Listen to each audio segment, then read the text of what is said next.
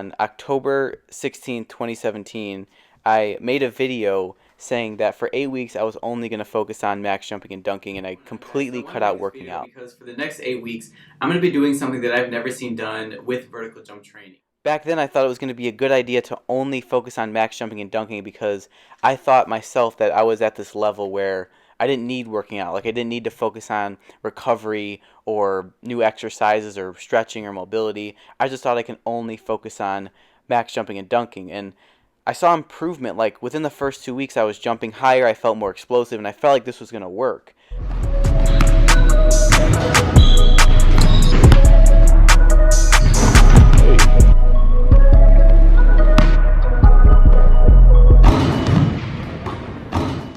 But then as I kept doing more of it, I realized that this was not going to be sustainable because I felt like I needed the workouts there to balance out jumping and dunking. And I realized this because I started to experience my first signs of knee pain. I started to just feel weaker throughout the dunk sessions, throughout the weeks of jumping.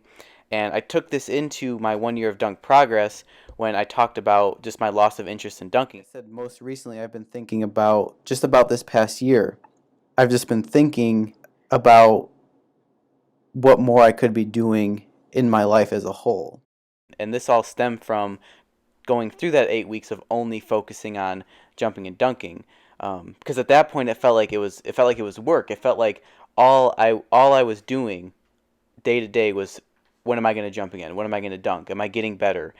Do I was like questioning it. I was like, is this actually going to work? So I carried that into the 1 year of dunk progress. And then after making that 1 year of dunk progress video, I just decided to take time away from YouTube because I was able to focus on other interests. I was able to think about other challenges. And when I came back to YouTube a month later, that was when I started posting videos about the challenges that I was thinking about away from YouTube, the interests that I was looking into. So just wanted to say that coming back, I'm not going to have any kind of plan or don't have any kind of set structure in mind of what the video is going to be like. But I slowly started to realize that, I wanted to get back to jumping and dunking, but I wanted it to be in a way that was going to be fun. But I still had some lingering knee pain, but I just chose to ignore that and slowly work my way back up into jumping and dunking. And the way I did that was I formulated my first program focusing on body weight exercises, mobility, the exact things that I cut out. Those are the things that I started to work back into my training. And when I started to do that, I started to gain more confidence. I started getting stronger again. I felt more explosive.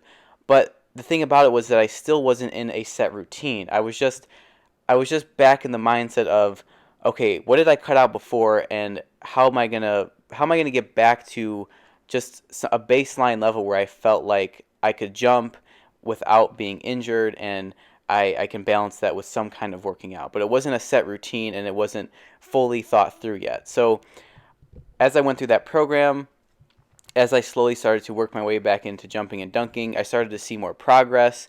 And then I, somewhere along the lines, I switched my goal back to the 50-inch vertical point because I think I decided to do that because I had gotten back to this confidence level where my knee was feeling okay. I was able to jump and dunk, and I thought that going back to that goal was going to help me kind of get back to that prime level that I was before. I think I just have a little bit to go before I'm back at that point, and then once I get to that point, that's when I can start to work to actually go beyond that. So when I set the goal at 50 inches again, or when I started to work back towards that goal, I started to increase the load. I increased the volume of jumping and dunking, and once again started to taper off on the workout side of things.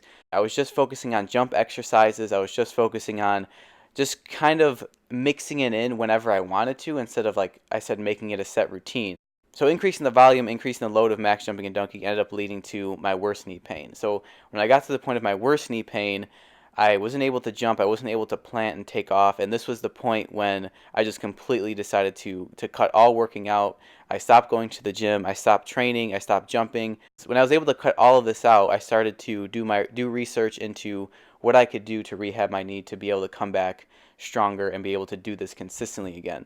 So I started to look into different stretches, different massage therapy techniques, but it wasn't until I started looking at actual research studies that I found something that I was able to follow for 5 months, and this ended up working. So after after following the protocol from the research for 5 months, that's how I was able to recover from my knee pain and get back to a point where I was able to dunk without pain at all. So when I was able to dunk without pain at all, I started to gain confidence. I started to feel better. But this time I came back with a different kind of patience because I knew what I had just gone through twice.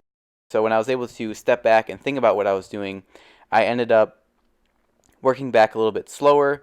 I started to think about how I could balance jumping and dunking with my workouts, and slowly started to formulate more of a routine that was going to sustain me over the long term. As I created this program, as I created this routine where I felt more sustained, I started to jump better, dunk better, and started to just be able to work back up to a point without pain. And after that, I started to slowly approach what would be my best month of dunk progress yet. What are you doing here?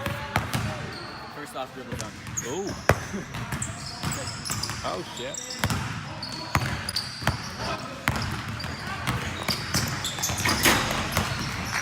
Now, this month wasn't necessarily because of the dunks that I hit, but it was just really an amazing month because I was able to be a part of experiences that I wouldn't be able to be a part of without this platform. And this reminded me that I don't necessarily dunk and jump and do all this stuff that I post on YouTube for the sake of just posting about it and showing you guys that I could dunk. It's more about what comes with this platform, what comes with pushing yourself to do something that you thought was impossible, and continuing to challenge yourself to do something that is hard for you.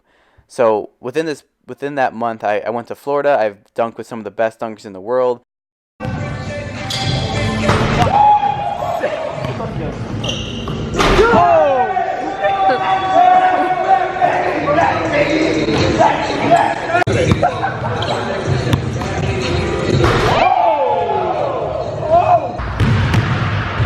Easy, bro.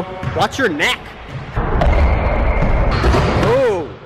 Met up with Chris Barner from Overtime Athletes, and after I came back from Florida, my friend and I found ourselves at MIT, and this was another cool experience because I had met people through this platform and created a relationship through social media, and by doing this, I was able to go across the country to visit one of the most prestigious schools, see what that world is like, and meet people that I might not have met otherwise.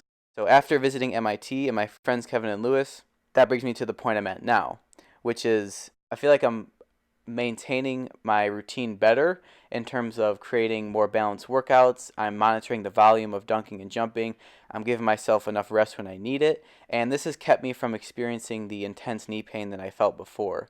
So by doing all this, by just paying attention to what I'm doing, just by slowing myself down and realizing that I'm doing this for fun and I don't have to treat it like it's a job or like it's work.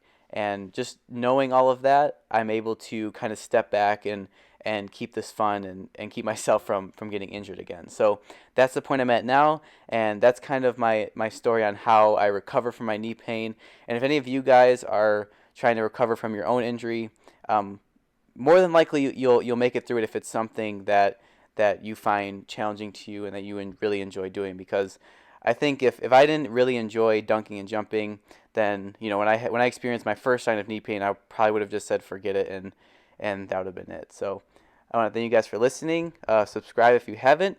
Share this with somebody who might need some little bit of motivation or inspiration, or might just find watching some guy dunk fun and interesting. So thank you guys for watching, and I'll see you guys in the next one.